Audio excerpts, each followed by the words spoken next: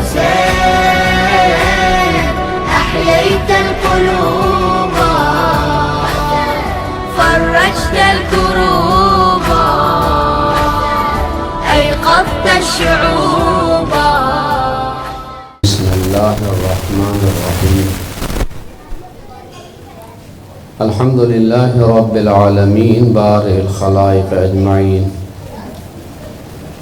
والصلاة والسلام على أشرف الأنبياء والمرسلين ورحمة للعالمين شفيع المذنبين سيدنا ومولانا بالقاسم محمد.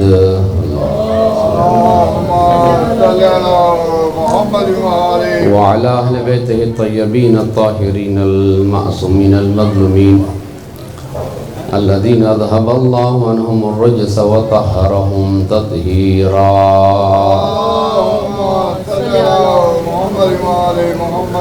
لسيما بقية الله إلى آدم في الأرضين روحي وأرواح العالمين لتراب مقدمه الفداء، ولعنة الله على أعدائهم أجمعين من الآن إلى قيام يوم الدين. أما بعد، فقد قال الله سبحانه وتعالى في كتابه المبين وهو أصدق القائلين: بسم الله الرحمن الرحيم. يا أيها الذين آمنوا اتقوا الله وكونوا مع الصادقين. مل کے درود بھیجیے محمد وعلى محمد. اجان محترم، مختصر سی زحمت ہے، اور آج 8 محرم ہے. امت مسلمہ نواس رسول فرزند زہرا و بطول حضرت امام حسین علیہ السلام کی شہادت کا غم منا رہی ہے. اور آپ کی خدمت میں عرض کروں کہ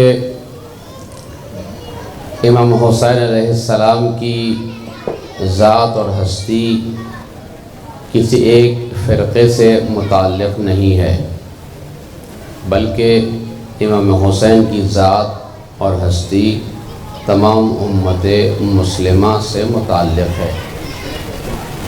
اس بنا پر لازم و ضروری ہے کہ ہر مسلمان جو اپنی نجات اور اپنی ہدایت کا طلبگار ہے، وہ ان ہستیوں سے کہ جن کے بارے میں قرآن کریم اور سرکار دو جہاں حضرت محمد مصطفیٰ صلی اللہ علیہ وآلہ وسلم نے ان کی شناخت و معرفت کرائی ہے، ان ہستیوں سے متعلق اپنی معلومات میں اضافہ کریں. جو موضوع میرے ذہن میں تھا اس کو میں یکسر تبدیل کر دیتا ہوں، اور چاہتا ہوں کہ اہل بیت علیہم السلام سے متعلق کچھ نکات کو آپ کی خدمت میں عرض کروں. اس لیے کہ دشمنوں کے پروپیگنڈے کی وجہ سے امت مسلمہ تفریق کا شکار ہو گئی ہے، جس کی وجہ سے بہت ساری افواہیں، غلط خبریں،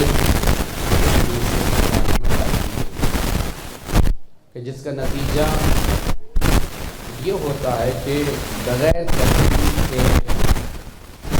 بغیر مفتیان اکرام یا علماء سے سوال کیے بغیر عام مذہبیات، عام لوگ، جاہل لوگ ان غیر مصدقہ باتوں پر یقین کر لیتے ہیں اور اپنے لیے کچھ نظریات قائم کر لیتے ہیں، جس کی وجہ سے دوریاں پیدا ہو گئی ہیں.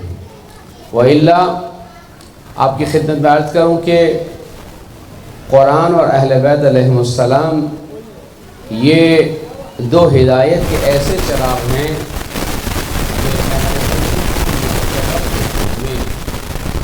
مستند کتابوں میں یہ روایت مختلف حوالوں سے موجود ہے کہ سرکار دو جہاں حضرت محمد مصطفیٰ صلی اللہ علیہ وآلہ وسلم کے ساتھ فرمایا مل کے درود بھیجیے محمد و آل محمد پر۔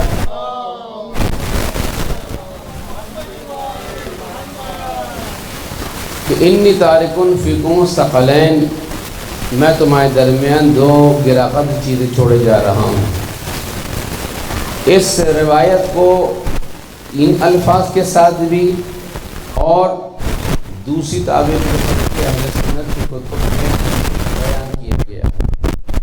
انی تارکن فیکم خلیفتین، میں تمہارے درمیان دو خلیفہ و دو جانشین چھوڑ کے جا رہا ہوں۔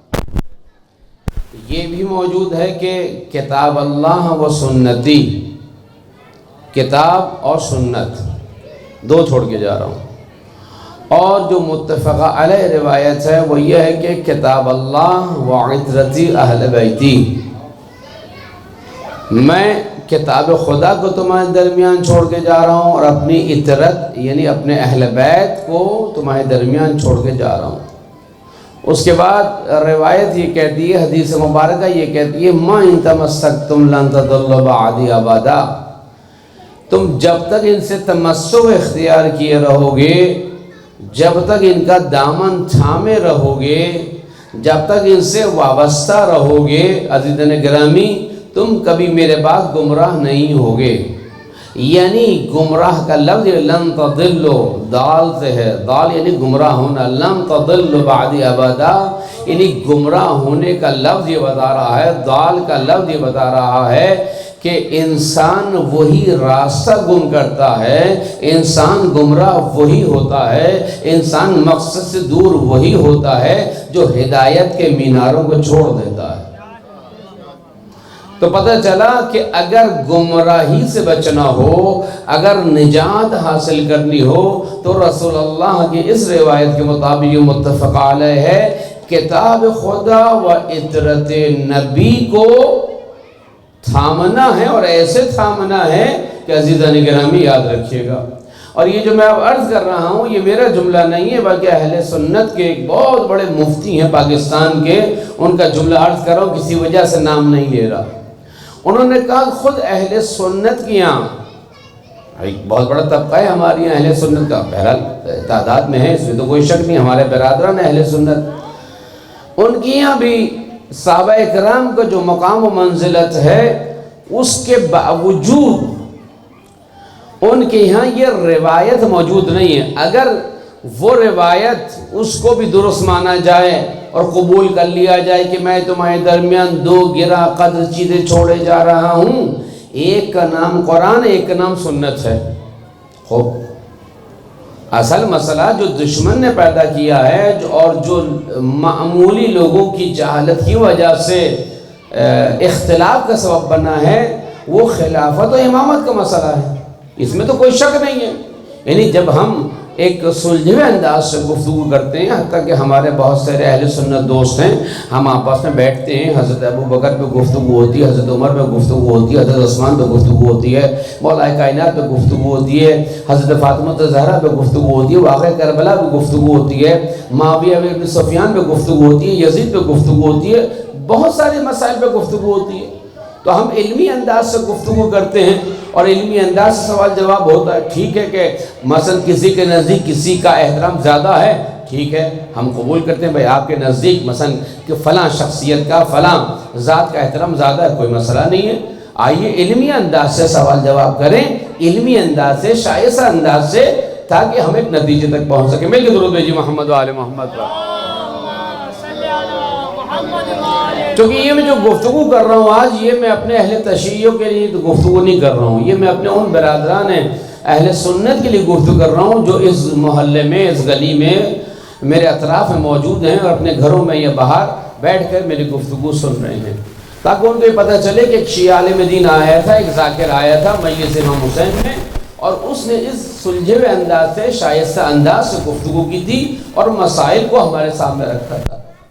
لہذا اہل سنت کا وہ طبقہ، ہمارے برادران اہل سنت کا، جو یہ کہتا ہے کہ انی تارکن فیکم الثقلین، دو گرا قدر چھوڑے کتاب خدا و سنت نبوی ہو، چلے ہم مان لیتے ہیں، یا کتاب خدا اور اپنی عطرت و اہل بیت چھوڑ کے جا رہا ہوں، اس کو بھی مان لیتے ہیں، اس میں بھی کوئی ٹکراؤ نہیں ہے۔ انہیں سنت میں اور عزیزان گرامی یاد رکھیے گا اہل بیت میں کوئی ٹکراؤ نہیں ہے، اس لیے کہ سنت وہ طریقہ ہے کہ جس کو باقی رکھنے والے صحابہ بھی ہیں اور اہل بیت بھی ہیں۔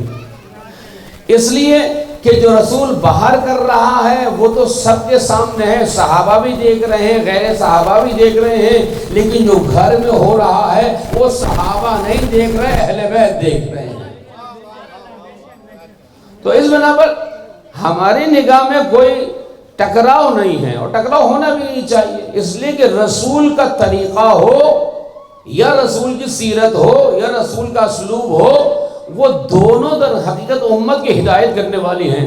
اگر رسول خوشبو لگاتے ہیں تو مسلمان خوشبو کو استعمال کرتا ہے کہ رسول کو عطر پسند تھا، رسول کو سفید لباس پسند تھا، رسول کو کنگھی کرنا پسند تھا، رسول کو اسلام کرنا پسند تھا، رسول کو دو زانو ہو کر کھانا کھانا پسند تھا، رسول کو سادہ غذا پسند تھی۔ تو یہ بھی جانتے ہیں اور مسلمان یہ بھی جانتے ہیں کہ اگر وہ سنت ہے تو بیٹی کا احترام کرنا بھی سنت ہے، خطبہ روک کر نواسوں کو اپنے زانوں میں بٹھانا بھی سنت ہے، وہ بھی سنت ہے۔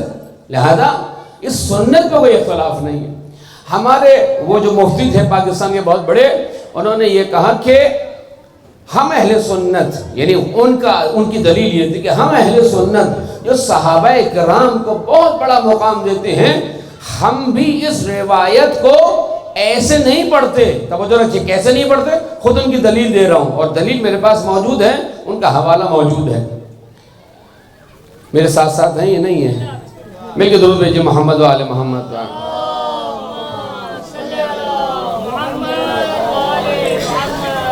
کہ رسول اللہ نے فرمایا میرے بعد کتاب خدا اور میرے پیارے صحابہ موجود ہیں، میں تمہارے درمیان اپنے صحابہ اور اپنی کتاب خدا چھوڑ کے جا رہا ہوں۔ رسول اللہ نے یہی فرمایا، یعنی خود اہل سنت یہ کہہ رہے ہیں، مفتی اہل سنت مفتی اعظم وہ یہ کہہ رہے ہیں کہ رسول اللہ نے یہ نہیں فرمایا کہ میں کتاب خدا اور اپنے صحابہ چھوڑ کے جا رہا ہوں۔ کیوں؟ اس لیے کہ رسول اللہ کی نگاہ اور ان کا علم یہ جان رہا تھا کہ صحابہ اکرام کی مدت اور حیات ایک خاص دن تک ہے۔ توجہ رکھیے گا، خاص دن تک ہے۔ بھائی رسول اللہ کے بعد 3 نسلیں ہیں، اس کے بعد پھر سلف کا سلسلہ ہے۔ پہلی نسل جو ہے جو رسول کے زمانے میں ہے اسے صحابی کہا جاتا ہے، صحابی کی خاص تعریف ہے۔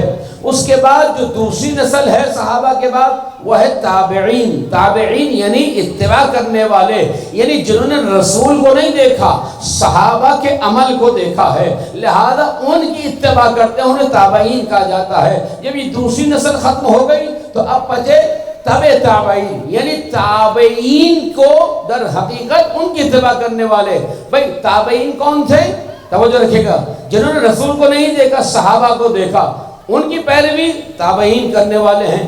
تابعین نے کے بعد جو نسل آئی تابعین، انہوں نے صحابہ کو نہیں دیکھا، انہوں نے تابعین کے عمل کو دیکھا۔ توجہ رکھیے گا، تابعین کے عمل کو دیکھا تو انہوں نے کہا کہ ہم تابعین ہیں، ہم نے رسول کو نہیں دیکھا، ہم نے صحابہ کو نہیں دیکھا، ہم نے صحابہ کی پیروی کرنے والوں کو دیکھا۔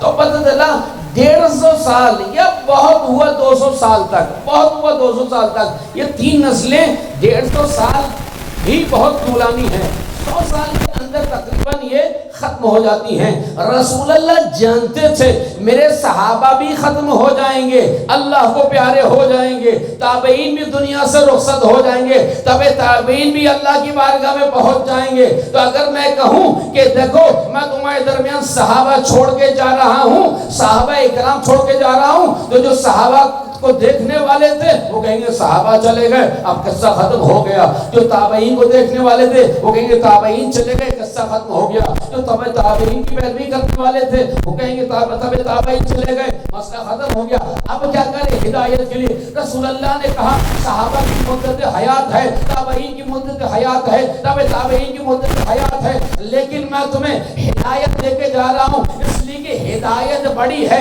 صحابہ کی زندگی چھوٹی ہے، ہدایت تا قیامت ہے۔ تابعین کم مدت والے ہیں، تابعین کم مدت والے ہیں، تو پتہ چلا کہ رسول ہدایت دے کے جا جا رہا ہے قیامت تک کے لیے، تو کوئی ایسا ہونا چاہیے جو قیامت تک ہدایت دیتا رہے، جو قیامت تک ہدایت دیتا رہے۔ وہ کون ہے؟ وہ ہے قرآن اور اہل بیت علیہ السلام۔ میں کہ درود بھیجیے محمد و آل محمد پر۔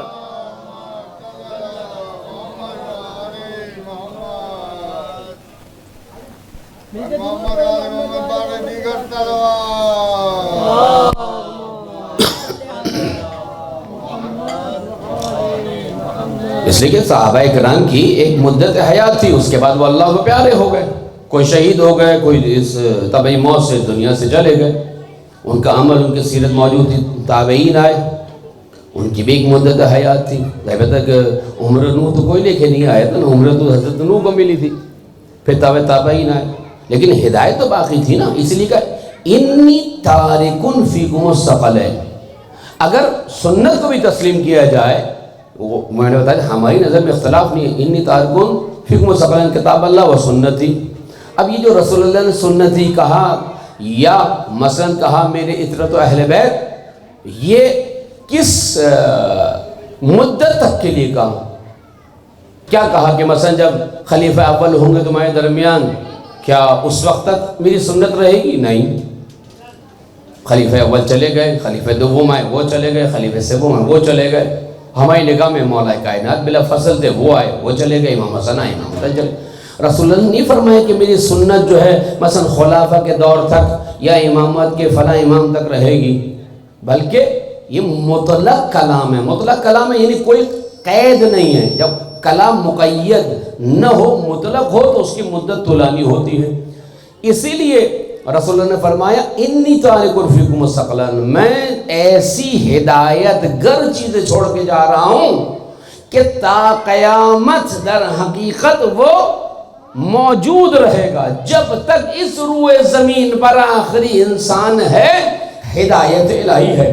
اگر ایسا ہو جائے کہ انسان ہو اور اللہ کی ہدایت نہ ہو، توجہ رکھیے گا، اللہ کی ہدایت نہ ہو، روز قیامت کہے کہ خداوندہ تیری ہدایت مجھ تک نہیں پہنچی، لہذا مجھے جہنم میں کیوں ڈال رہا ہے؟ تو اللہ آخری انسان تک کی ہدایت کا انتظام کر رہا ہے۔ اس لیے کہ الرحمن علم القرآن خلق الانسان، خدا نے الرحمن کا علم القرآن، قرآن کی تعلیم دی، پھر کہا خلق الانسان، یعنی انسان کی تخلیق بعد میں ہے، قرآن و ہدایت کا انتظام پہلے ہے۔ توجہ ہے، قرآن و ہدایت، حضرت آدم کو جو بھیجا ہدایت پہلے ہے اور بعد میں انسان آنے والے۔ میں کہ درود بھیجئے محمد و آل محمد کا۔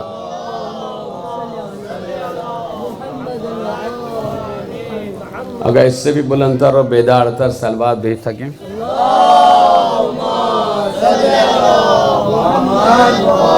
اب اگر تا قیامت، توجہ رکھیے گا، تا قیامت ہدایت ہے، انسانیت ہے، تو اس کا مطلب قرآن بھی موجود ہے اور اہل بیت بھی موجود ہے۔ یہی وجہ ہے کہ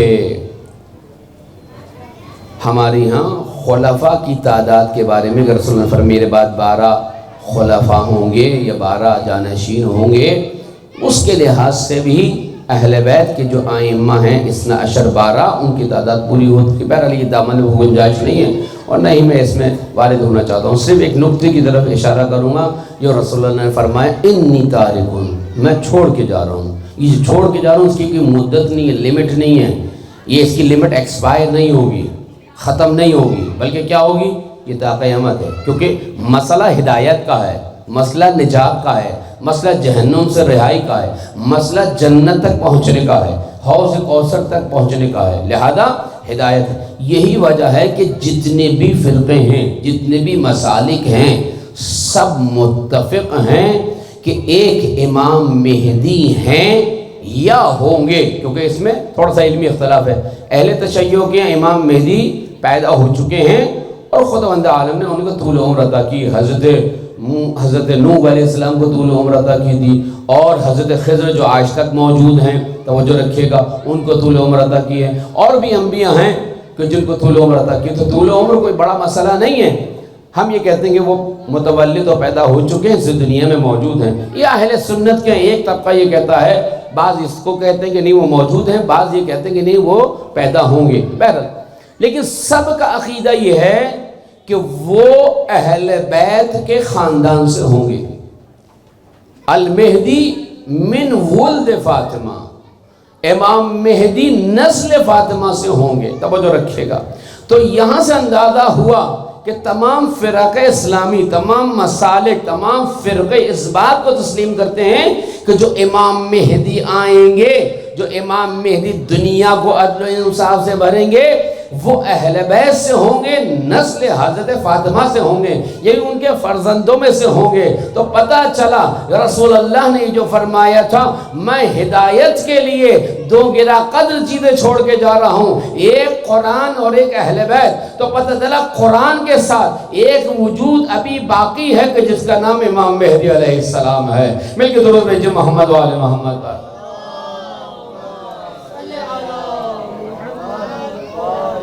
لہذا یہ وہ ہستیاں ہیں کہ جن کی طرف متوجہ کیا ہے. ایک دفعہ ابی بن کعب رضی اللہ تعالیٰ عنہ بزم رسالت میں موجود تھے.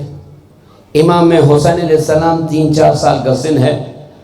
بزم رسالت میں شرفیاب ہوئے. رسول اللہ صلی اللہ علیہ وآلہ وسلم نے فرمایا السلام علیکم یا ابا عبداللہ، سلام ہو تم پر ہے بندگان خدا کے لیے تربیت کا درجہ رکھنے والے. ابا عبداللہ کا مطلب کیا ہے؟ یعنی بندوں کی تربیت کرنے والا. ابا کہتے ہیں والد کو، باپ کو، عبد کہتے ہیں بندے کو. بندگان خدا کے لیے باپ کا درجہ. کیا مطلب؟ جس طرح باپ تربیت کرتا ہے، امام حسین علیہ السلام کی کنیت یہ رکھی گئی کہ آپ جو ہیں وہ تربیت کرنے والے ہیں. جس طرح ایک باپ امت کا خیال رکھتا ہے، امام حسین علیہ السلام اس طرح خیال رکھتے ہیں. ابی بن کعب کے چہرے پر پریشانی کے آثار. یا رسول اللہ، یہ تو چھوٹا بچہ ہے، یہ تو نواسا ہے، آپ اس کی کنیت اور احترام کے ساتھ پکار رہے ہیں. تو رسول اللہ نے فرمایا تم حقیقت سے واقف نہیں ہو اے ابی بن کعب. توجہ رکھیے گا. فرمایا حقیقت کیا ہے رسول اللہ؟ کہا کہ عرش کے دائنی جانب لکھا ہوا ہے ان الحسین مصباح الہدی و سفینۃ النجات، کہ حسین چراغ ہدایت اور کشتی نجات ہے. عرش کے در. یہ کون کہہ رہے ہیں؟ رسول اللہ اپنے صحابی سے کہہ رہے ہیں. پھر ایک اور روایت سنو. اب یہ جو روایت سنا رہا ہوں ابو القاسم حسقانی کون ہیں؟ اہل سنت، 5ویں صدی کے اہل سنت مفسر قرآن ہیں. انہوں نے ایک منفرد تفسیر لکھی ہے اور تفسیر کا نام ہے شواہد التنزیل. یہ شواہد التنزیل، شواہد کہتے ہیں یعنی وٹنس کو، گواہی کو. تنزیل یعنی قرآن، یعنی قرآن میں خداوند عالم نے اہل سنت، کتاب اہل سنت، راوی اہل سنت، مفسر اہل سنت، حوالہ اہل سنت کا. ابو القاسم حسقانی 5ویں صدی کے عالم دین، مفسر قرآن، مفتی اعظم ہیں. وہ یہ کہتے ہیں کہ شواہد التنزیل یعنی انہوں نے قرآن کریم سے وہ روایتیں جمع کی ہیں کہ جو اہل سنت کی کتابوں میں مولائے کائنات کی فضیلت میں نازل ہوئی ہیں. میرے خیال سے آپ کو زیادہ گرمی لگ رہی ہے، مجھ سے زیادہ نہ آپ کی آواز آ رہی ہے. مجھے لگ رہا ہے میں فرشتوں سے گفتگو کر رہا ہوں.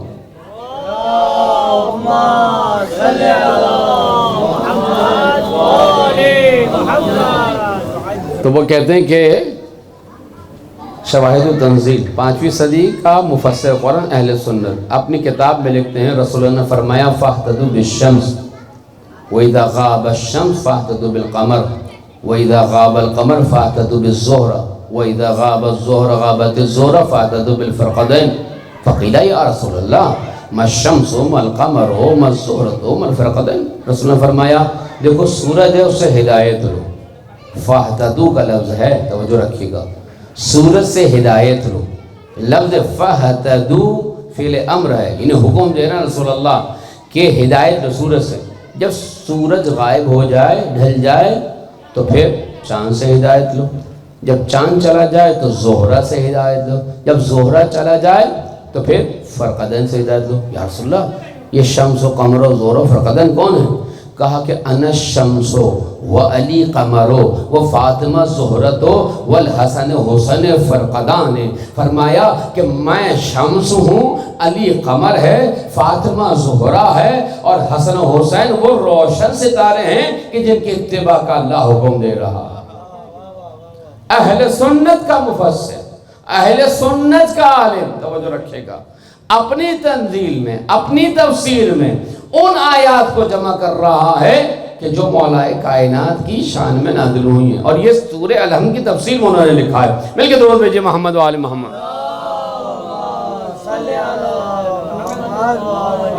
یہ ہے اہل سنت۔ میں صرف ایک جملہ دے کر اور پھر ایک دو اور باتیں نقل کروں گا، بہت زیادہ تفصیلی گفتگو نہیں کروں گا۔ عزیز علم یاد رکھیے گا، اہل بیت علیہ السلام کی محبت جزء ایمان ہے، جزء ایمان کا جز ہے۔ جس کے دل میں اہل بیت کی محبت نہ ہو اس کا ایمان کامل نہیں ہے، لولا ہے، لنگڑا ہے، بے ساکی بات ہے، کچھ بھی کہیں آپ۔ یہ رسول اللہ کے الفاظ ہیں، یہ احادیث ہیں، یہ خلفائے راشدین کی سنت و سیرت ہے۔ اہل بیت علیہ السلام کی نسبت توجہ رکھیے گا، دامن بہتوں گنجائش نہیں کہ میں خلفائے راشدین کے اقوال و افعال و اسلوب زندگی کو بیان کروں گا۔ بات بہت طولانی ہو جائے گی کہ حضرت عمر نے کیا کہا اہل بیت کے لیے، حضرت ابوبکر نے کیا کہا، حضرت عثمان نے کیا کہا، یا دوسرے صاحب نے کیا کہا۔ صرف اتنا کہہ دیتا ہوں کہ اصحاب رسول میں ایک گروہ پیدا ہو گیا تو منافقوں کا، اصحاب میں ایک گروہ تھا منافقوں کا۔ یہ نام کے مسلمان تھے، کام کے شیطان تھے، زبان پہ اللہ اللہ، دلوں میں بغض تھا کہ رسول اللہ کے خلاف ہیں، صحابہ کے خلاف ہیں، مسلمانوں کے خلاف ہیں، قرآن کے خلاف ہیں، لیکن کہہ نہیں سکتے تھے۔ اب مسلمان یہ کہتے تھے کہ ہم جب یہ دیکھنا چاہتے تھے کہ اپنا کون ہے، بیگانہ کون ہے، مومن کون ہے، منافق کون ہے، اصل کون ہے، کھوڑ کون ہے، سچا کون ہے، جھوٹا کون ہے، تو یہ اہل سنت کی روایات کو خلاصہ عرض کر رہا ہوں۔ وہ کہتے تھے کُنَّا نَعْرِفُ الْمُنَافِقِينَ بِذِكْرِ عَلِيِّ بْنِ أَبِي طالب۔ توجہ رکھے گا، ہم جب مومن و منافق کا پتہ لگاتے تھے تو ہم ذکر علی چھیڑا کرتے تھے، علی کا ذکر آتا تھا، اگر منہ بن جاتا تھا بگڑ جاتا تھا، سمجھ جاتے تھے منافق ہے، لبوں پہ تبسم آ جاتا تھا، سمجھ جاتے رسول و قرآن والا۔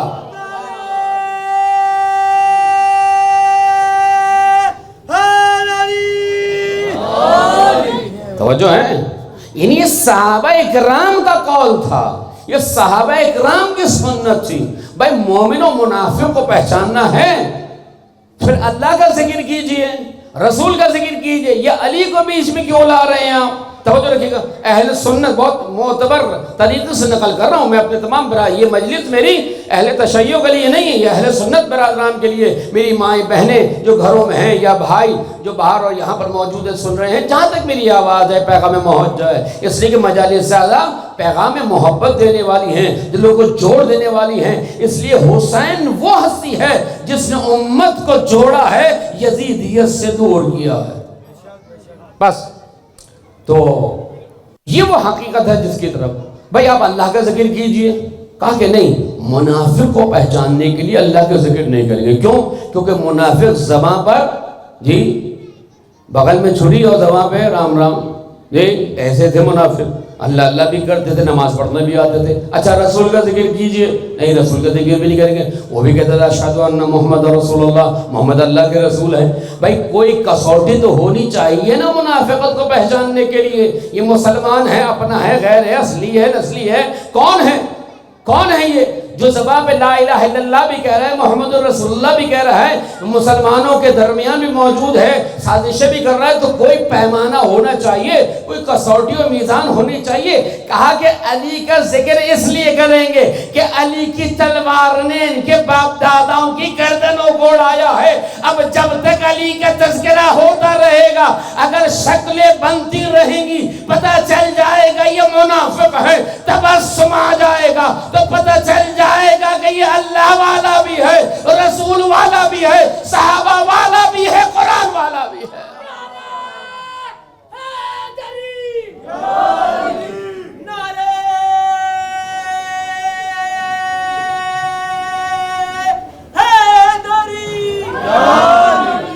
اہل سنت کے مقام ہے. اسی لیے تمام صحابہ اکرام میں جتنے بھی اہل سنت ہیں اکثر و بیشتر 80% سب کیا کہتے ہیں سیدنا علی کرم اللہ وجہہ. کیا کہتے ہیں؟ بقیہ صاحب کے ساتھ کیا کہتے ہیں؟ خلفاء کے ساتھ خلفاء راشدین رضی اللہ عنہم، رضی اللہ تعالی عنہم یا رضی اللہ عنہم. تو یہ حضرت علی کو رضی اللہ کیوں نہیں کہتے بھائی؟ یہ میں نے اہل سنت سے پوچھا. خیر مجھے تو معلوم تھا، میں ان سے سننا چاہ رہا تھا کہ ظاہر بات ہے کہ وہ ہمارے بھائی ہیں تو سننے کا لطف بھی آتا ہے. اس لیے کہ جب بھی ہم بیٹھتے ہیں شیعہ سنی علماء تو ایک دوستانہ ماحول ہوتا ہے. وہ میرے پیچھے نماز پڑھتے ہیں، توجہ رکھیے گا، میں اپنے بھائی مسلمان بھائیوں کے درمیان میں پیغام دے کے جا رہا ہوں. میں ان کے پیچھے نماز پڑھتا ہوں، جانتا ہوں کہ یہ پہلے کس کو مانتے ہیں، دوسرا کس کو مانتے ہیں، تیسرا کس کو مانتے ہیں، چوتھا کس کو مانتے ہیں. وہ میری مجلس ادا میں آتا ہے، وہ میرے پیچھے بھی نماز پڑھتا ہے. وہ جانتے ہیں کہ میں پہلے 3 خلفاء کو وہ حق نہیں دیتا جو مولا کائنات کو دیتا ہوں، لیکن اس کے باوجود دوستانہ یہ ہے، طریقہ یہ ہے کہ پیار و محبت سے مسائل کو حل کیا جائے. میں کیوں درود بھیجے محمد وآل محمد پر. تو اس طریقے سے جو ہے وہ مسائل کو حل کیا جائے. یہ وہ پیار و محبت ہے جس کی ہمیں ضرورت ہے. اور آپ کی خدمت میں عرض کروں، بس وقت بہت تیزی سے گزر رہا ہے اور انشاءاللہ یہاں سے جلوس برآمد ہوگا کہ جو امام بارگاہ مسجد امام بارگاہ حسینی مشن میں اختتام پذیر ہوگا انشاءاللہ.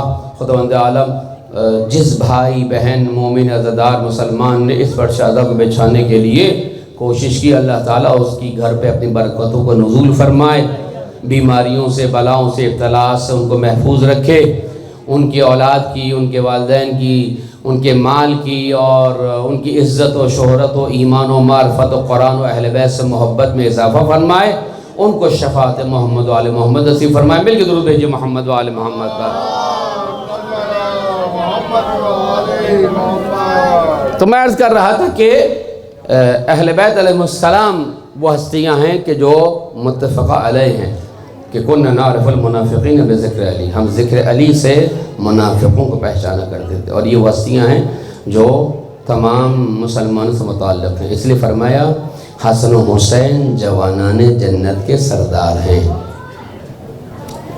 اپنا جنت شیعہ سنی ہے نہ حسن حسین شیعہ سنی ہے. فرمایا حسن ان الحسن والحسین سیدہ شباب اہل الجنہ. اس لیے جنت میں جو جائے گا وہ جوانوں پہ جائے گا. جوان کے سردار کون ہیں؟ سردار جسے کہتے ہیں یعنی جنت کا اختیار جس کے پاس ہوتا ہے. توجہ ہے؟ مجھے پتہ ہے گرمی ہے، مجھے پتہ ہے دیر وقت ہے، لیکن تھوڑا تو ساتھ دینا کہ پتہ چلے. جی تھوڑا سا تو ساتھ دیں گے نا تو مجھے پتہ چلے، ورنہ پھر میں سیدھا سیدھا سنا کے چلا جاؤں گا. مل کے درود بھیجیے محمد و آل محمد کا.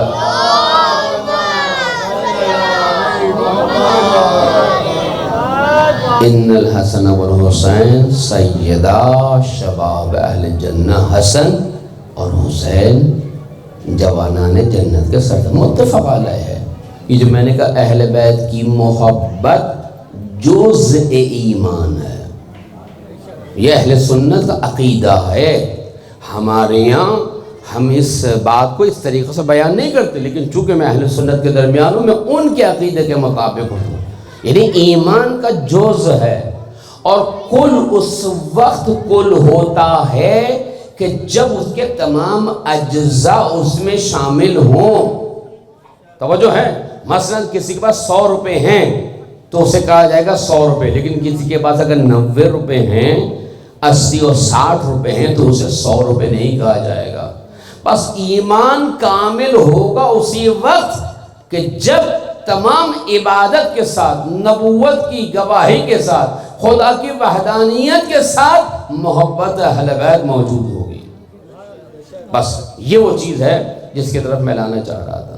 لہذا آخر میں بس ایک شعر سنا کر جو بہت ہی مشہور و معروف ہے، اور وہ بھی کسی عام شخصیت کا نہیں ہے، اہل سنت کے بہت بڑی شخصیت کا. اجمیر سے آواز آ رہی، شاہ است حسین بادشاہ است حسین. حسین شاہ بھی ہے، حسین بادشاہ بھی ہے۔ دی است حسین دی پناہ است حسین۔ انہوں نے کہا میں امام حسین کی تعریف کرنا چاہتا ہوں، چونکہ بادشاہوں کا دور تھا، انہوں نے کہا شاہ است حسین، حسین شاہ ہے۔ پھر کہا کہ نہیں، بادشاہ است حسین، حسین بادشاہ ہے۔ پھر کہا کہ نہیں، یہ شاہ اور بادشاہ کے عہدے حسین سے بہت چھوٹے ہیں، حسین بہت بلند ہے۔ توجہ، پھر کہا شاہ حسین بادشاہ، دی است حسین دی پناہ است حسین۔ یہ اہل سنت کا عقیدہ بتا رہا ہوں میں، شیعوں کا عقیدہ نہیں ہے یہ۔ اجمیر سے آواز آ رہی ہے، غریب نواز آواز دے رہے ہیں، کیا کہہ رہے ہیں؟ دی است حسین، حسین دین ہے، حسین روح دین ہے، دی پناہ است حسین۔ حسین نہ صرف دین ہے، دین کو بچانے والی شخصیت کا نام حسین ہے۔ پھر فرمایا جو دین بھی ہو، روح دین بھی رکھتا ہو، مزاج دین بھی رکھتا ہو، نبوت کی گود میں پلا ہو، توجہ رکھیے گا، نبی جسے سوار دوش رسالت کرے، نبی جسے کندھوں پہ بٹھائیں، نبی جسے در حقیقت اپنی زانوں پہ بٹھائیں، نبی جسے اپنی زبان چسائیں، در حقیقت وہ دی بھی ہے، دی پناہ بھی ہے۔ پھر کہا سرداد نہ داد در دست یزید، حسین نے سر دے دیا مگر ہاتھ نہیں دیا۔ یہ اہل سنت کا عقیدہ ہے۔ سردار نہ داد در دست یزید، حقا کے بنا لا الہ است حسین۔ حقیقت تو یہ ہے لا الہ کی بنیاد حسین ابن علی ہے۔ کیا مطلب؟ یعنی لا الہ الا اللہ کو اس دنیا میں بچانے والا، اس لا الہ الا اللہ کی نبوت اور رسالت محمدی کو بچانے والا، اس لا الہ الا اللہ کے لیے آنے والے قرآن کو بچانے والا، اتنے مسلمانوں، صحابہ، تابعین و تبع تابعین کی حیات کے مقصد کو پورا کرنے والا اگر کوئی ہے تو وہ حسین ابن علی ہے۔ دیا سے حسین دی پناہ، شاہ حسین بادشاہ حسین، دیا حسین دی پناہ حسین، سرداد نداد در سیدید، حقا کے بنا لا الہ است حسین۔ کہ حسین جو ہے وہ دین کی بنیاد ہے۔ یہ ہے اہل سنت کا عقیدہ۔ بس میری گفتگو تمام ہو گئی۔ یہاں پہ میں اپنے بھائیوں سے یہ بات کہوں گا کہ جب ہم یہ تسلیم کرتے ہیں کہ اہل بیت علیہ السلام کی محبت جزء دین ہے، وہ جوانان جنت کے سردار ہیں، جناب زہرا کے لیے فرمایا کہ خدا ان کی رضا سے راضی، خدا ان کے غضب سے خطرناک ہے، وہ سیدۃ نساء العالمین ہیں۔ حضرت علی کے لیے فرما رہا تھا، وہ بات رہ گئی، وہ عرض کر دوں، اس کے بعد جو ہے وہ بس میں مصائب کی طرف آ جاؤں کہ کیا کہتے ہیں لسان کرم اللہ وجہہ۔ کیوں کہتے ہیں؟ اس لیے کہ علی نے کسی کے بت کے سامنے سر نہیں جھکایا۔ اس لیے اہل سنت کیا کہتے ہیں؟ علی کہ جس نے کسی بت کی عبادت نہیں کی، اس لیے جو گھرانہ ہے، توجہ رکھیے گا، وہ موحد گھرانہ ہے۔ اب یہ اور بات ہے، دنیا کسی کو فتوے دیتی رہی، مسلمان کافر۔ ابھی ٹیلی ویژن پر میں دیکھ رہا تھا، حضرت ابو طالب کی ایمان پر ایک اہل سنت مفتی اور محقق نے کتاب لکھی۔ کتنے صفحے کی ہوگی؟ اہل سنت نے ایمان ابو طالب پہ کتاب لکھی۔ اس نے کہا اب تک کتاب مکمل نہیں ہوئی ہے، لیکن اب تک میں 12,000 صفحے لکھ چکا ہوں، جو آن ریکارڈ موجود ہے، اپنی طرف سے نہیں کہہ رہا ہوں، 12,000 صفحے میں لکھ چکا ہوں۔ ایمان ابو طالب، یہ گھرانہ یہ اولیاء کا گھرانہ ہے، جس میں انبیاء کی تعلیمات جو ہیں وہ جاری و ساری ہیں۔ بات آ گئی ہے تو ایمان ابو طالب ایک جملہ دیکھ کے جا رہا ہوں، علم یجد کا یتیمن فآوا، اے محمد ہم نے آپ کو یتیم پایا تو ہم نے آپ کو پناہ دی۔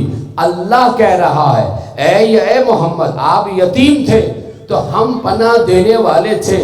تو میں کوئی اللہ تیرا تو کوئی ہاتھ نہیں ہے، تو زمین پہ نہیں آ سکتا، تو بتا کہ تو نے محمد کی یتیمی کے زمانے میں اسے کیسے پناہ دی، اسے کیسے جائے امن فراہم کیا۔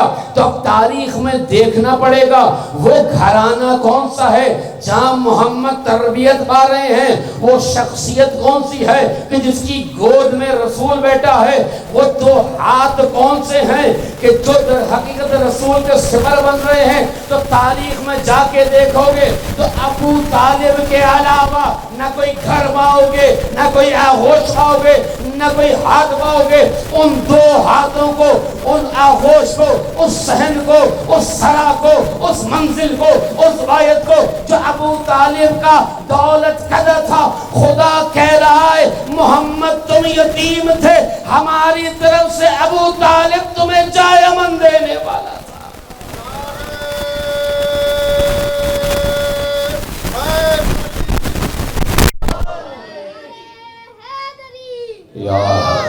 ابو طالب نے تربیت کی ہے، ابو طالب نے بچایا، ابو طالب نے حفاظت کی۔ الم یجدک یتیما فآوا، ہم تمہارا مآوا بنے ہیں، جائے امن بنے ہیں۔ توجہ رکھیے گا، قدرت خدا کی، مشیت خدا کی، عامل کون ہے؟ حضرت ابو طالب کے جن کا قصیدہ پڑھا جا رہا ہے، کہ درود بھیجے محمد و آل محمد۔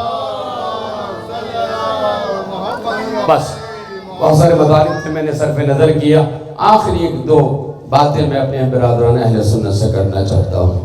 دیکھیے کہ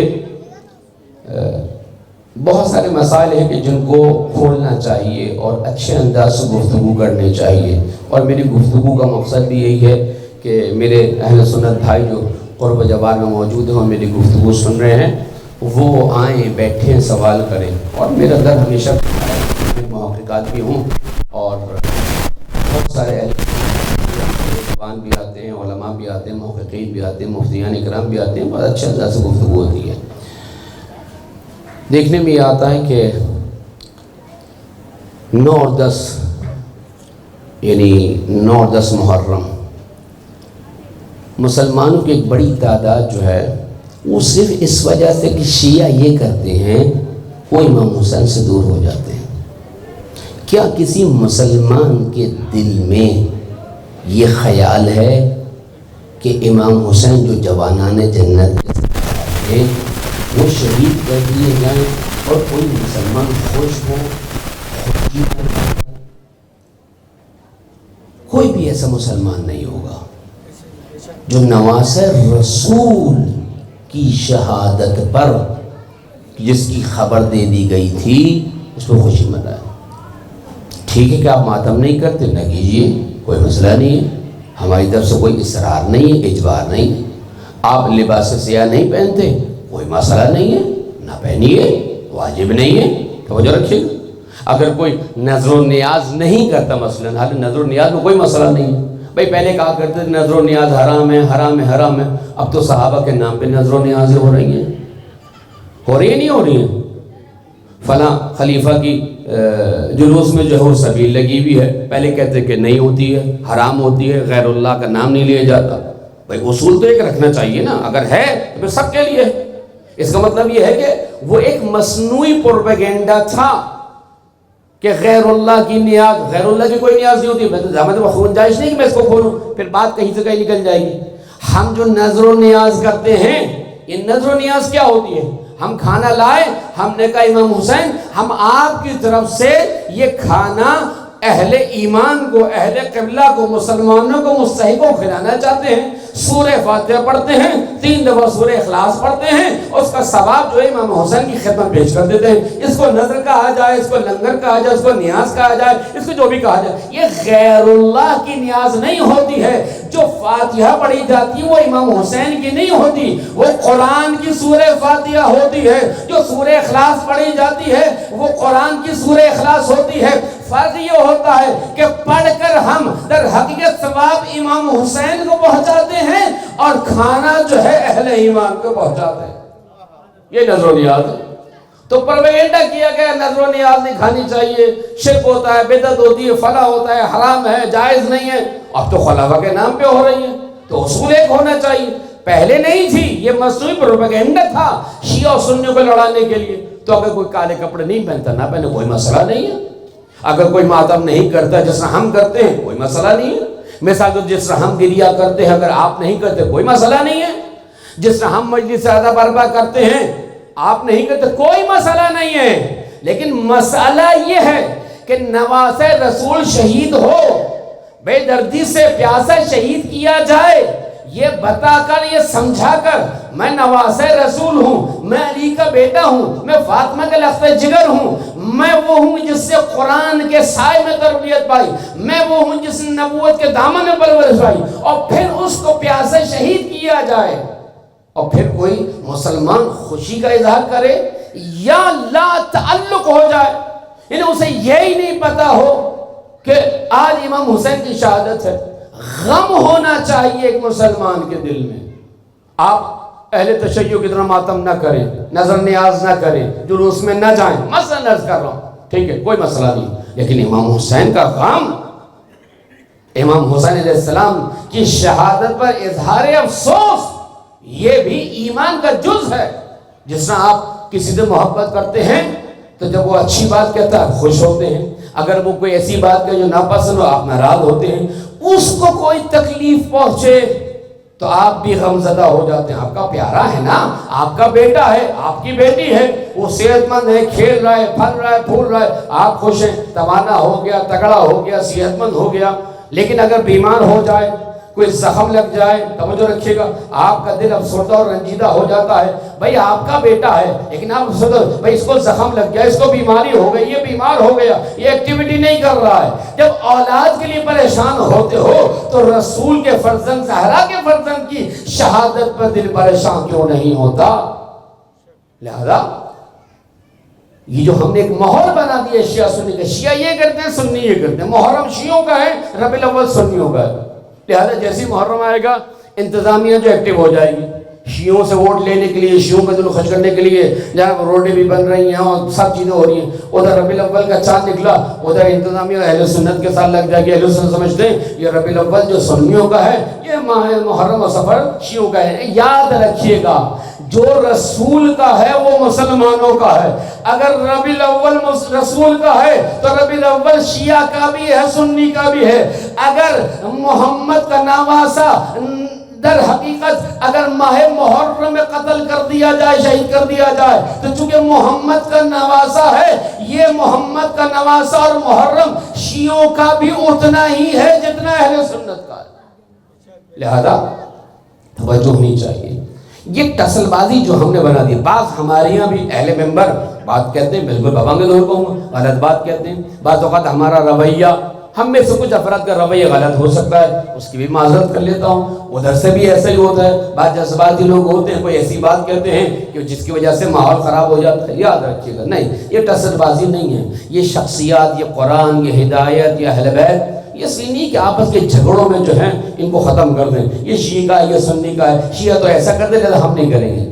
امام حسین شیعہ سنی کے نہیں ہیں، یاد رکھیے گا. ہدایت شیعہ سنی نہیں ہوتی، قرآن شیعہ سنی نہیں ہے، رسول شیعہ سنی نہیں ہے. بہت تاکید سے اور بہت نزاکت کے ساتھ جملے عرض کر رہا ہوں. رسول سب کا ہے، ہدایت سب کی ہے، قرآن سب کا ہے، اہل بیت سب کے ہیں. لہذا سب کا حق پہنچتا ہے کہ اپنے اپنے انداز کے مطابق غم کا اظہار کرے، لیکن غم ہونا چاہیے.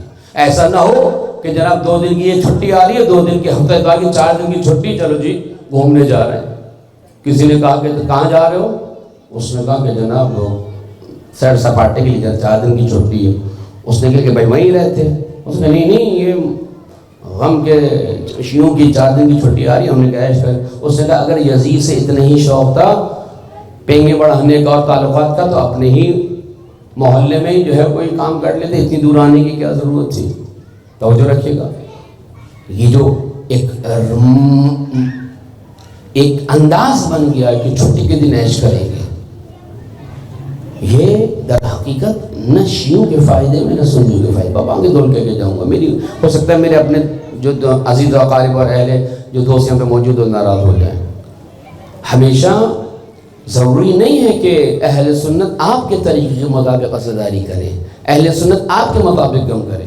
نہیں، ان کو ان کے انداز سے غم منانے دیجیے. ہاں دلائل موجود ہیں، ماتم کے لیے دلیل ہے، گری کے لیے دلیل ہے، کالے کپڑوں کے لیے دلیل ہے، ہم جو شبیہ و ذوالجناح نکالتے ہیں دلیل ہے، شبیہ تابوت نکالتے ہیں دلیل ہے، جلوس نکالتے ہیں دلیل ہے، مجلس ادا کرتے ہیں دلیل ہے، اس کی دلیل ہے۔ اب یہ دامن میں گنجائش نہیں کہ میں علمی بحث کھولوں یہاں پر وہ تمام چیزوں کو بیان کروں، لیکن ان کی دلیل موجود ہے ہمارے پاس۔ اور پھر ہمیشہ سے گفتگو شیعہ سنی کے درمیان ہوتی رہی ہے کہ بہرحال ایسا کیوں ہوتا ہے، ماتم کیوں ہوتا ہے، روتے کیوں ہوں، شہداء کو رویا نہیں جاتا، یہ ایک بہت طولانی بحث ہے اور اب دامن میں گنجائش نہیں ہے۔ لیکن میں اپنے برادران اہل سنت سے کہوں گا کہ یہ ذکر جو ہے حسین ابن علی کا یہ سب کے لیے ہے، سب کو ہدایت و نجات دینے والا ہے۔ اور زہر ابن قین یہ کون تھے؟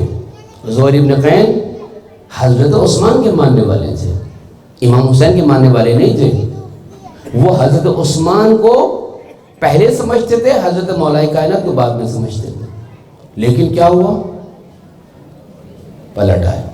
اور تو یزیدی فوج کا نوکر تھا، سپاہی تھا، تنخواہ لیتا تھا، مطیع تھا، فرما بردار تھا، لیکن جب نور بصیرت آ جائے تو تمام مراعات کو بالائے طاق رکھ کر ٹھکرا کر اور حسین کے دامن میں پناہ لے لیتا ہے۔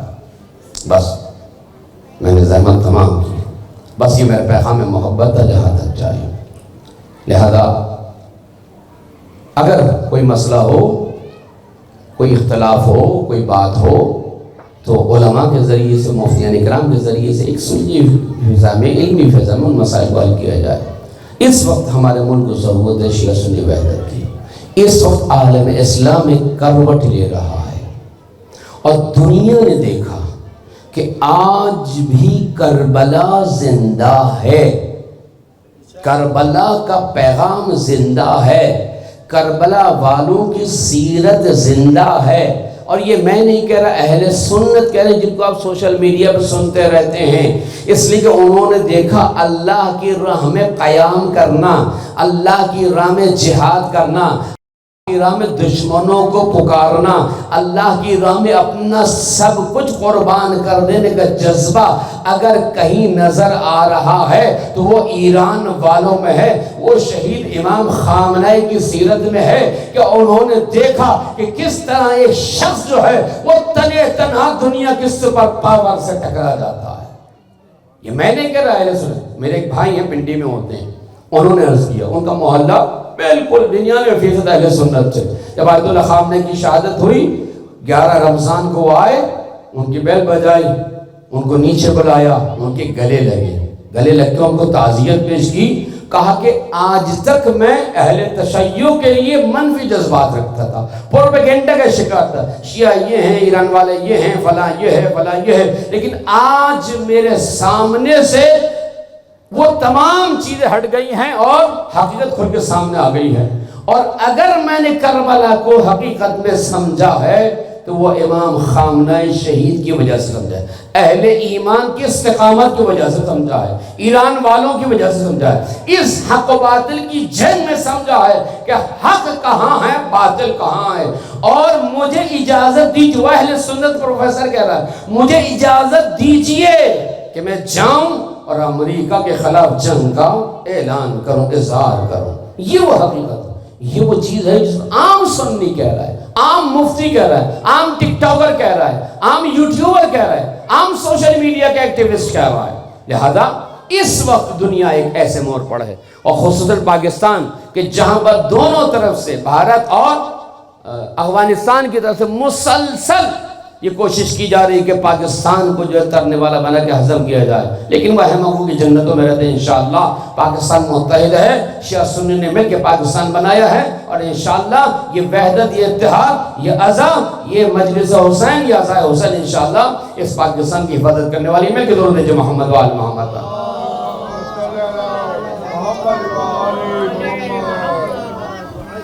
ایک اور مل کے درود بھیجو محمد۔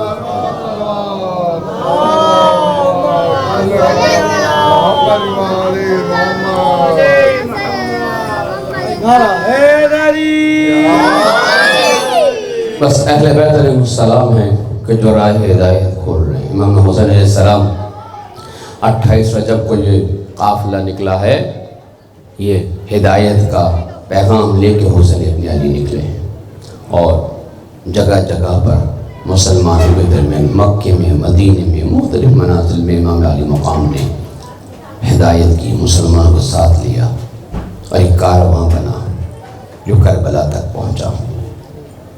آج 8 محرم ہو گئی۔ جناب زہرا کا لال 2 دن کا مہمان ہے کربلا میں۔ جب 8 محرم آ جاتی ہے تو ایک اور حقیقت سامنے آتی ہے۔ 7 محرم کو اہل بیت علیہ السلام پر پانی بند کر دیا گیا۔ اب تک پانی آ رہا تھا لیکن اب پانی بند۔ حسین کے خیام تک پانی نہ جائے، یہ حکم نامہ آ گیا گورنر کی طرف سے، سپاہ کی طرف سے۔ اب بچے العطش العطش، پیاس پیاس پیاس کی صدائیں بلند کر رہے ہیں۔ آج جس شہید کا تذکرہ ہو رہا ہے اسے شہنشاہ وفا حضرت ابوالفضل عباس کہا جاتا ہے۔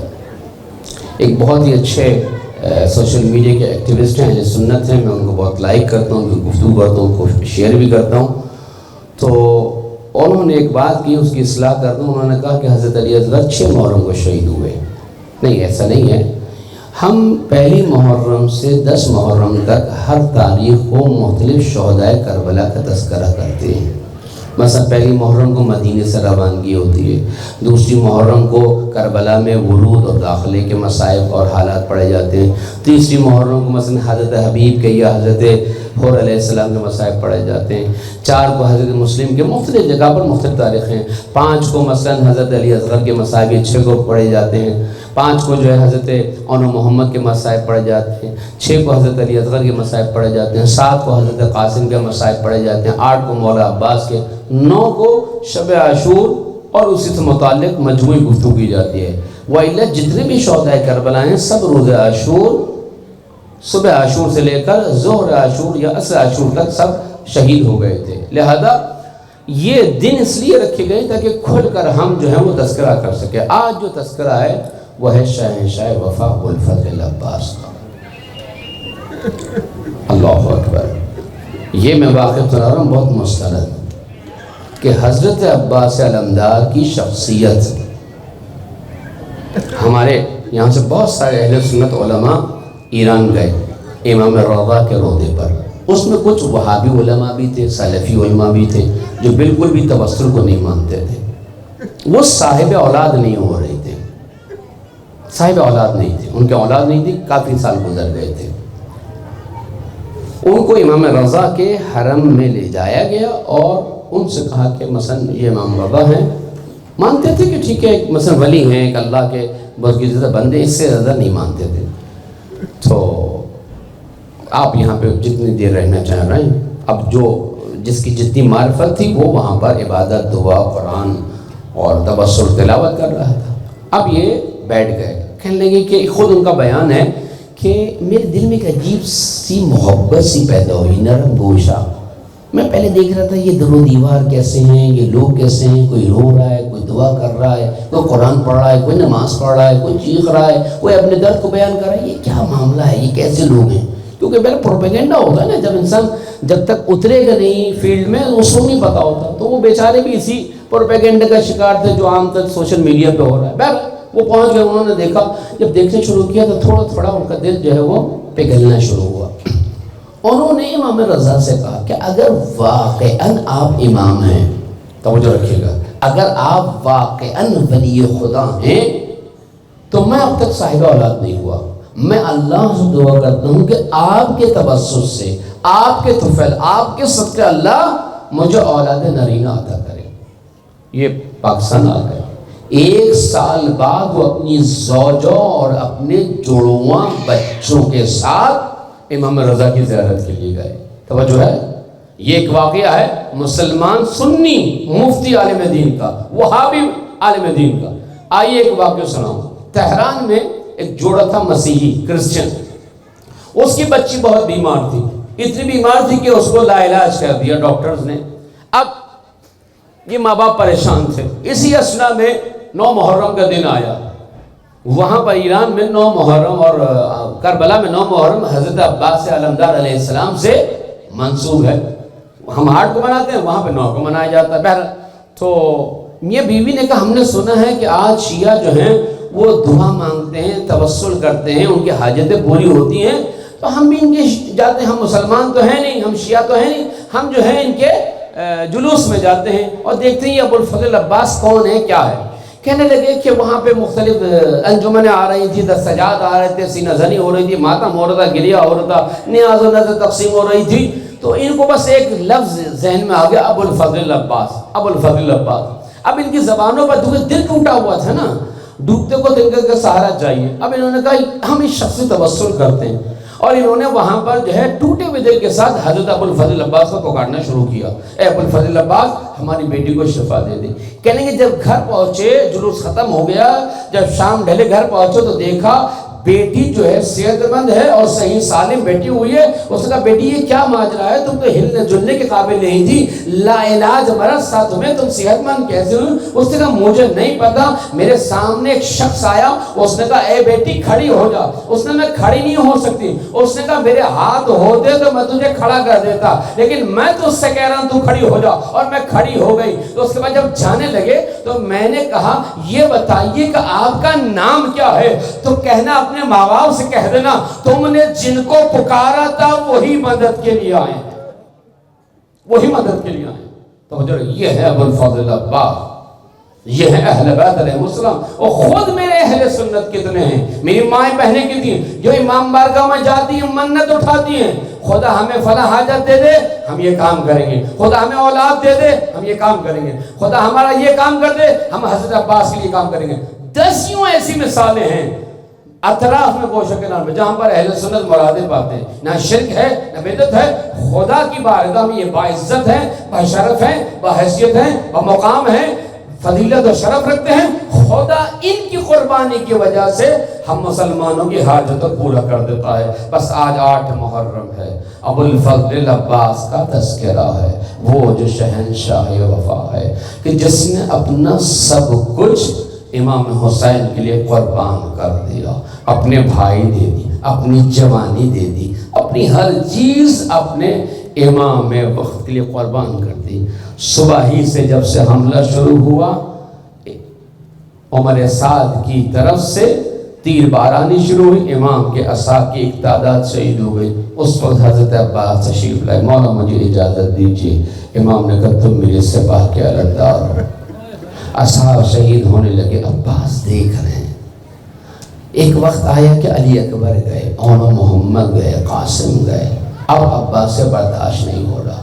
ایک دفعہ سر جھکا کر آئے، کہا کہ آقا ذاق صدری، میرا سینہ تنگ ہو گیا ہے، مجھ سے برداشت نہیں ہو رہا، اب تو گود کے پالے ہوئے بھی شہید ہو چکے۔ کہا کہ تم میری فوج کے سپاہ سالار ہو۔ عباس نے کہا کون سے سپاہ آقا؟ سب شہید ہو گئے۔ کہا کہ اچھا پہلے بچوں کے لیے پانی کا انتظام کرو۔ اللہ اکبر۔ بس یہاں ودا نہیں کیا حضرت عباس کو، گلے نہیں لگائے جیسے دوسرے شہداء کو گلے لگاتے تھے۔ مشق لینے حضرت سکینہ کے پاس آئے، اس خیمے میں جہاں مشق موجود تھی، بچے جانبلب تھے، کچھ زمین پر پڑے ہوئے تھے، اپنے رخسار کو سرزمین کربلا پر شاید پانی کی تری اور نمی محسوس ہو جائے، خشک مشکیزہ لیا۔ عباس نکلے، عباس کے پیچھے سکینہ اور بچے۔ جناب سکینہ نے کہا آؤ بچوں، میں دعا کروں گی تم آمین کہنے کہ خدا میرے چچا کو کامیاب کرے تاکہ ہم پانی پی سکیں۔ بس عزیزارو یہی وجہ ہے آج علم کے ساتھ ایک مشق موجود ہے۔ سکینہ کی آس کا نام عباس ہے، امید تھی عباس کو پانی پہنچ جائے گا۔ اللہ توسل کرے، اللہ کو واسطہ دے عباس سے علمدار کا، انشاءاللہ جائز حاجتیں حضرت عباس کے ذریعے سے پوری ہوگی۔ بس مولا عباس گئے ہیں، پانی بھرا ہے، شورائے فرات سے باہر نکلے، اب چاروں طرف سے حملہ شروع ہوا۔ پہلے سیدھا ہاتھ کٹا، آپ نے مشق کو الٹے ہاتھ پہ لے لیا، اس کے بعد الٹا ہاتھ بھی کٹ گیا، شانہ جدا و شہید ہو گیا۔ آپ نے مشق کے تسمے کو اپنی دانتوں سے دبا لیا، علم ٹھنڈا ہو گیا۔ اب حضرت عباس کی پوری کوشش یہ تھی کہ پانی خیام تک پہنچ جائے۔ اب چاروں طرف سے جو حملے ہو رہے تھے، حضرت عباس اس مشق پہ جھک گئے تاکہ پانی کی مشق کی حفاظت کر سکیں۔ بس عزادارو اسی رسم میں حکم دیا تیر بارانی کی جائے. تیر بارانی شروع ہوئی. عباس اور مشق پہ جھک گئے تاکہ تیر نہ لگے. لیکن اسی اسنا میں کیا ہوا؟ دو تیر آگے لگے مشق کو. مشق میں تیر کا لگنا تھا، پانی بہنا شروع ہو گیا. عباس کے بڑھتے ہوئے قدم رک گئے. دونوں شانیں جدا ہو چکے تھے. اب عباس جو وعدہ کر کے آئے تھے پانی کا وہ وعدہ نہ ہو سکا. عباس کے چہرے پر غمزدہ آثار رونما ہوئے کہ سکینہ سے وعدہ کر کے آیا تھا. بس عزادارو اس اسنا میں ایک نابکار آگے بڑھا اور اس نے گرز آہنی کو اٹھا رکھا تھا اور یہ کہا عباس جب تک تمہارے ہاتھ تھے تم شجاعت کے جوہر دکھاتے تھے، اب میری شجاعت کے جوہر دیکھو. یہ کہہ کے دونوں ہاتھوں سے لوہے کو گرز کو ہوا میں لہرایا. ابن علی کے سر پہ اترا، فرق شگافتہ ہوا. عباس سے زین پہ ٹھہرا نہ گیا، ایک دفعہ زمین پہ تشریف لائے. بس مولا کو آواز دی، مولا خادم و ناصر کا آخری سلام قبول کرو. امام جو در حقیقت انتظار میں تھے ایک دفعہ کھڑے ہونا چاہتے تھے، اپنی کمر کو تھام لیا اور ایک دفعہ کہا الان انکسر ظہری، عباس میری کمر جھک گئی، میرے تدبیر ختم ہو گئی. بہت آہستہ آہستہ خمیدہ کمر کے ساتھ عباس کے لاشے پہ پہنچے، سر کو اٹھایا، زانوں پہ رکھا، کہا یا اخیا، اے میرے بھائی عباس، ارے اس عالم غربت میں یہ چھوڑنے کا کون سا وقت تھا؟ ایک طرف اشقیاء کی طرف رخ کیا. عباس تمہاری زندگی سے کچھ وہ لوگ تھے کہ جن کی آنکھوں میں رات کی نیندیں حرام تھی، خیام کی طرف رخ کیا. عباس جب تک تم زندہ تھے خیام والے سکون سے سوتے تھے. بس عزادارو اب اہل خیام کی طرف بڑھنا شروع کیا. آہستہ آہستہ خیمے میں آئے، زینب کو بلایا، چہرے پہ شکستگی کے آثار ہیں. زینب بیٹیوں سے کہہ دو اپنی چادروں کو اپنے سروں پہ محفوظ کر لے. ارے ان کے پردے کا محافظ عباس اس دنیا سے گزر گیا. انا للہ و انا الیہ راجعون.